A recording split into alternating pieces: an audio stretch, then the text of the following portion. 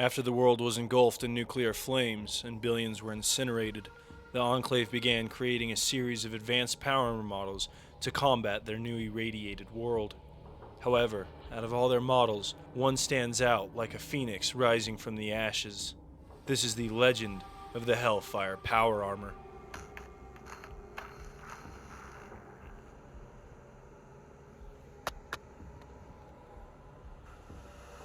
There are tales littered all across the wastelands of the old world.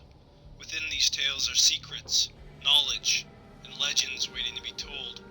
I've traversed the boneyards of once great cities to collect these chronicles of post-apocalyptia. Some of these stories are beyond logical reasoning.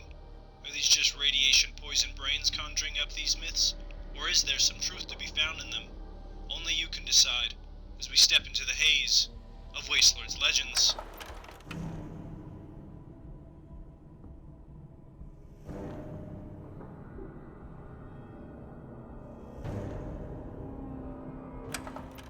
The Hellfire power armor was developed in Appalachia at the White Springs Bunker right after the Great War, and before the Enclave had even begun committing their atrocities.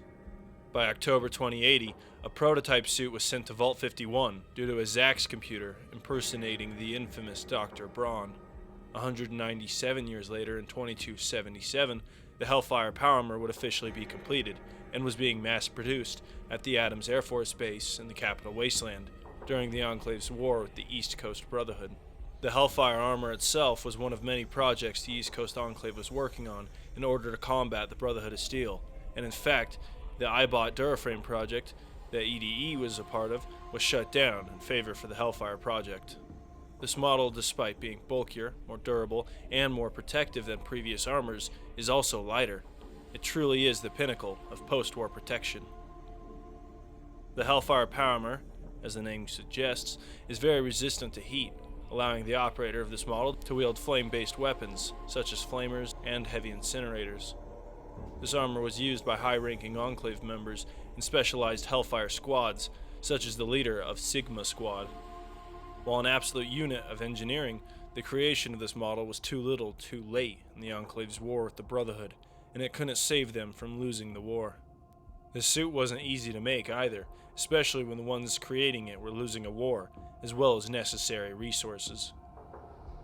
This armor is like all other models of power armor, as it rests upon a hydraulic frame that offers the ability to carry extreme weight, gyroscopic stabilizing, immunity to fall damage, waste recycling, and the absorption of kinetic energy from attacks. The external design of this model is extremely bulky when compared to almost all other models, including the never officially made T-65.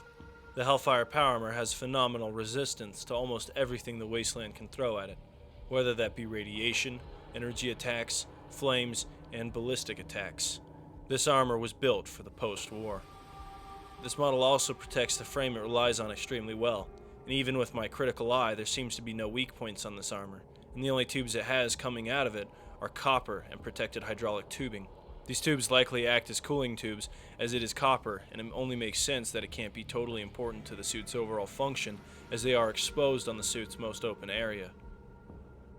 This model's helmet has no tubes coming from it, and is one of the largest, and while making it a bigger target, this seems to be an improvement from the Mark II, as it gives far more protection, as well as being rounded, which allows for the deflection of attacks. The helmet also has what appears to be ears.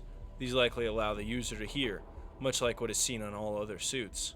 Even the unique dual air filters on the helmet look more sturdy than previous armors. As is standard with Enclave-made power armors, this model has polarized eyepieces that act as the helmet's headlights. Moving down the armor, we can see the Enclave kept the pauldrons that are reminiscent to the T-series, and like the helmet, these are very sloped and have no flat sides, which allows for further deflection. The arms are also very round, as well as thick, and also protects the hinge area of the arm more than any other power armor. The torso of the armor has a large tube coming out the back, as well as a series of smaller tubes that surround it, that likely provide the armor hydraulic power, as well as acting as a potential cooling system that help give the armor its heat resistance. The midsection of the armor follows the Mark II, as it is completely solid and appears to fold when moving, which offers far more protection when compared to how previous armors handled this area.